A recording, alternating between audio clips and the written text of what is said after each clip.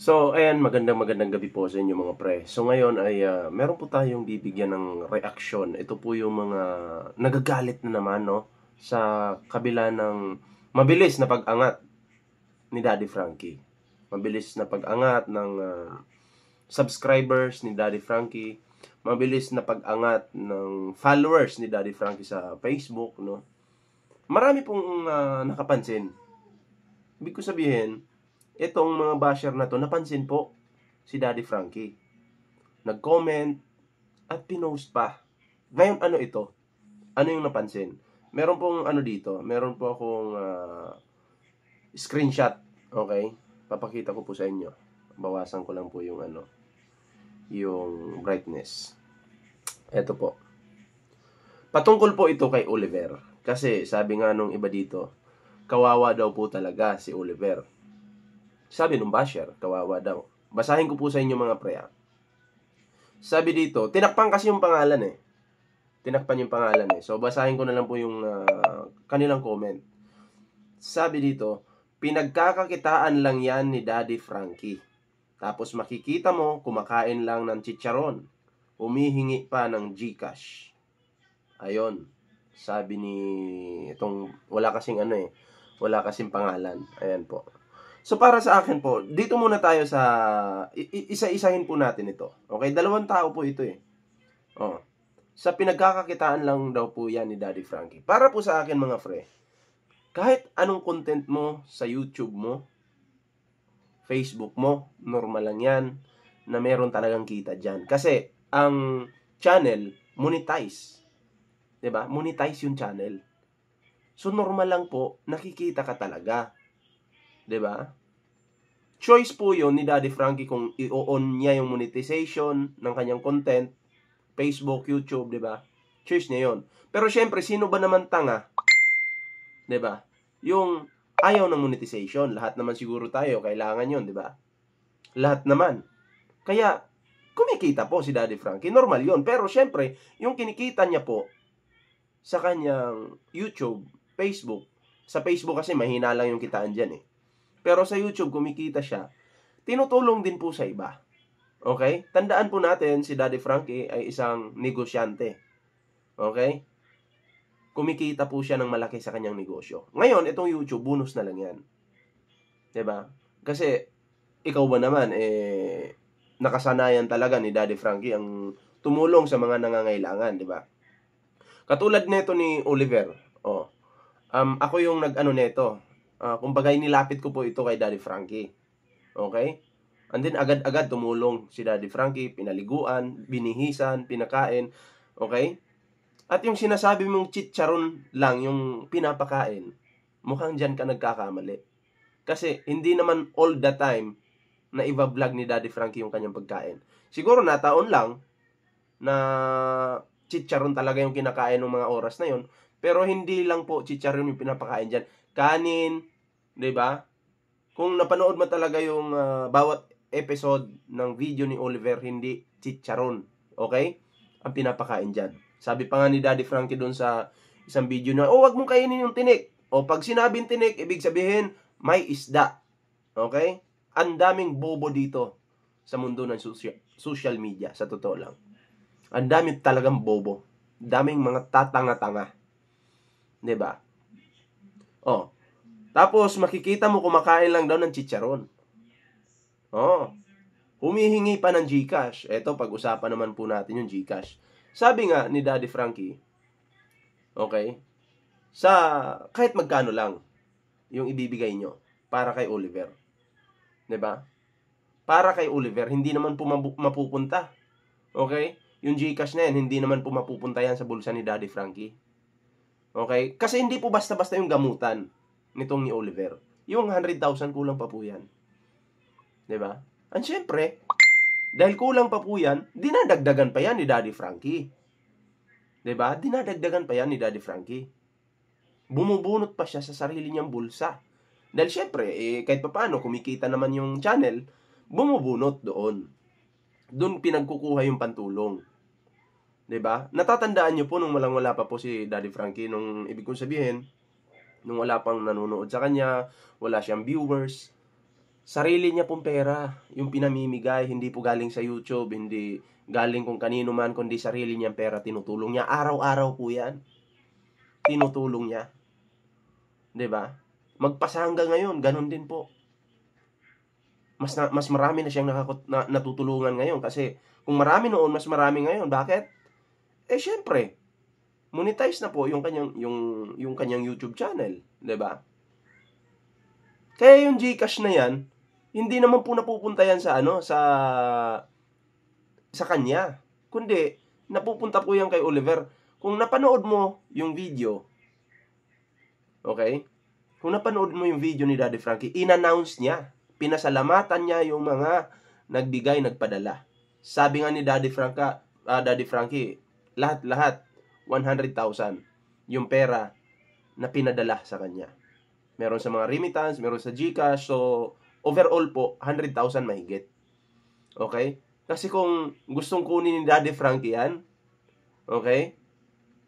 Ibubulsan niya na yan. Hindi na niya sasabihin sa kanyang mga content. Pero sinabi pa rin niya. 'Di ba? Sinabi pa rin niya, huwag kang kupal. Huwag kang masyadong inggit. Normal lang na kumita ka sa YouTube. Kahit anong content mo, normal lang na kumita ka sa YouTube. 'Di ba? Kasi monetize yung channel mo. At sino ba naman tanga na magva-vlog ka tapos hindi mo i-on yung monetization? Siyempre may purpose 'yon. 'Di ba? May purpose 'yon. Para pag kumita ay makakatulong pa po doon sa nangangailangan. Hindi lang naman po isa yung tinutulungan ni Daddy Frankie. Marami po. Hindi ko na mabilang kung sino-sino pa yan. At saka sa off-cam, syempre. May mga lumalapit po kay Daddy Frankie na hindi na po natin nakikita sa camera. Tinutulungan niya. 'Di ba? Kaya kung kumita man po si Daddy Frankie sa kanyang pagko-content, deserve niya 'yan. At mamatay kayo sa inggit. 'Di ba? Mabulok kayo, mamatay kayo sa inggit. Yan yung isaksak nyo sa inyong mga utak dahil mga kupal kayo, 'di ba? Mga inutil kayo. Oh. Uulitin ko. Kung kumita man si Daddy Frankie dyan, wala na kayo doon. Kasi wala pong batas na nagsasabi na pag nag-charity ka, okay, bawal yun. Or wala pong batas na nagsasabi na pag binidyo mo habang nagcha-charity ka, makukulong ka. Wala pong ganun. 'Di ba? Siguro kung may batas ng ganun, di susunod tayo sa batas. Pero wala naman pong batas na nagsasabi na bawal yun. Pasalamat nga kayo, natulungan yung tao. Kaya mo ba yan? Papaliguan mo yung tao? Puno ng tayo yung katawan? Kaya mo ba yon? Anong gusto mo? Hayaan na lang dun sa kulungan? Batukan kita dyan eh. Gusto mo, hayaan na lang dun sa kulungan? Na hanggang dun na lang mamatay, di ba? Kasi dumi, nakakain na eh. Anong gusto mo? Hayaan na lang. Dapat pa nga magpasalamat ka kasi na-rescue. 'Di ba? O yung charity ng GMA. Yung GMA, nagcha-charity din po yan. ABS-CBN, nagcha-charity din po yan. Pero bakit naka-video? Dahil may sponsor. Okay? Katulad ni Daddy Frankie, bakit niya binibideo? Dahil may sponsor. Dahil gustong makita nung sponsor na, yung pera ko, tamang-tama. Nakarating talaga doon sa tinutulungan. Kung walang video, magdududa pa yung sponsor niyan. Baka ninakaw na yung pera ko. Hindi, mga kupal talaga kayo eh. Di ba? Ang sarap yung batukan sa siyempre, batok nga eh. Di ba? Huwag kayong kupal, huwag tanga. Ito pa po, babasahin ko pa yung isa. Ito po yan, screenshot nyo na lang kung gusto nyo mabasa. Ayan po Basahin ko po yung isa. Tinakpan kasi yung pangalan eh. Ang sabi po dito, sos, mas malaki pa pera na kinikita niya sa FB. Okay? Pag-vlog ng mga kawawang tao, tapos konti lang natulong yung ginagawa yawa. Okay? Mas malaki pa daw po yung kinikita niya sa Facebook. Sabi ko nga po, kumita man siya ng billion dyan, million, out na kayo doon. Importante, yung buhay ng tao, natulungan ni Daddy Frankie. Nabago ni Daddy Frankie. Okay? tandaan nyo, uulitin ko, hindi lang po isa ang tinutulungan ni Daddy Frankie. Marami po. Ha? Kasi hindi naman po pwede na tutulungan mo yung baliw. Okay? Tutulungan mo yung baliw, tapos bibigyan mo ng 1,000,000. Wala na pong alam sa pera yan. Ang kailangan lang po ng medyo nasiraan po ng pag-iisip, yung tamang pagkain, tamang pag-aalaga, yun po yun. Hindi po nila kailangan ng pera. Ha?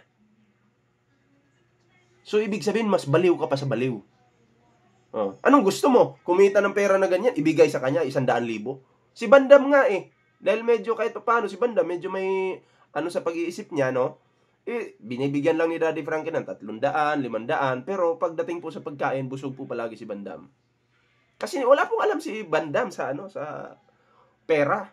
Kung magkano ibibigay, magkano isusukli, 'di ba? Wala po siyang alam. So yun po yun. Alam ko maraming baliw dyan, pero itong basher na to mas baliw pa to. Wala na po sa katinuan. 'Di ba? Sayang ka, may nag-post kasi nito eh. Tinakpan lang kasi yung pangalan mo. Sayang ka. Kasi kung hindi natakpan to, lalo kang mapapahiya pag ako nag-content sa'yo. Sayang, tinakpan lang talaga. Hindi naman kita ma-search kung sino yung pangalan mo. Hindi ko ma-search eh. Tinakpan eh. Oh. Kaya mag-isip kayo, huwag tatanga-tanga, ha? Huwag bobo. Huwag maging inutil. Okay? Magpakatao kayo. Pasalamat nga kayo, na-rescue po si Oliver, di ba? Na-rescue ni Daddy Frankie. Tapos masama pa kayo, ang sisilipin niyo yung kita ng tao. Yung kinikita ni Daddy Frankie, pantulong pa yan sa ibang beneficiaries. Maraming tinutulungan si Daddy Frankie araw-araw. Hindi lang isang tao. Okay? Kaya, magbago na kayo. Huwag masyadong hinay-hinay sa pagtira ng katol, ha? Hinay-hinay sa pagtira ng katol. Kasi, ako na yung nahihiya sa inyo eh. Diba? Pati yung kita sinisilip. Oh, katulad nito, ikaw basher ka, kinukontent kita, pinagkakakitaan kita ngayon. Masama ba yun? Pukin ang ina mo ka, gusto kitang pagkakitaan. Diba? Gusto kitang pagkakitaan eh. Wala kang magagawa. Salamat dito sa comment mo at pagkakakitaan kitang kupal ka. Okay? Diyan ka nasasaktan, diyan kita babanatan. Yan yung kahinaan mo eh. Diba? Kasi kupal ka, bobo ka. Sabi ko nga, kung kumita man po si Daddy Frankie, okay? Out na tayo doon. Wala na kayo doon. Kung kumita man ako sa'yo, dahil kupal kang basher ka, wala ka na doon. Diba? Out ka na doon. Ganun lang kasimple. Ganun lang kadali. Diba? So, masama palang tumulong ngayon sa kapwa. Ang gusto siguro nila, hayaan na lang si Oliver na nakakulong hanggang sa mamatay. Ganun ba? Nang dahil nga kinontent yan ni Daddy Frankie, maraming na-inspired. Gagayahin ko yung gawa ni Daddy Frankie na tumulong sa kapwa. Gagayahin ko. Diba? Maraming na-inspired. Dahil nakita yung kalagayan ni Oliver, maraming tumulong. Tingnan mo, 100,000. Okay, yung nalikom, yung pinadala kay Daddy Frankie. At lahat ng yun mapupunta kay Oliver. Kung kulangin man yun, alam kong kulang, dadagdagan pa ni Daddy Frankie. Ngayon, alam mo na. Diba? Bobo ka kasi. So anyway, yun lang naman yung aking reaction dito mga pre. Maraming salamat po sa inyong suporta. Mag-subscribe po kayo sa ating channel, yung hindi pa nakasubscribe dyan, para patuloy po natin pagkakitaan itong mga aswang na to. Okay? Itong mga aswang na talagang hindi mapakali dahil naiinggit sila kay Daddy Frankie. Diba? Inggit lang yan. Iligaw nyo yan para mawala yung inggit nyo. Diba? So, maraming salamat po sa mga bago nating subscribers dyan. Meron po tayong Facebook, TikTok. Ganun lang din po yung pangalan, Ballpoint Man. Okay? Yun, sana po inyong suportahan. I-share yung ating video. Naku, maraming salamat po. Ha? Para mas marami pa po tayong pagkakitaan ng mga aswang. Kung doon kay Sir Tekram inaaway siya ng mga wakwak, dito naman po sa Team Daddy Frankie, may mga aswang na nanggugulo kay Daddy Frankie at nagpapapansin. Hindi po natin tatantanan yan. So maraming salamat po. Ingat po kayo lahat.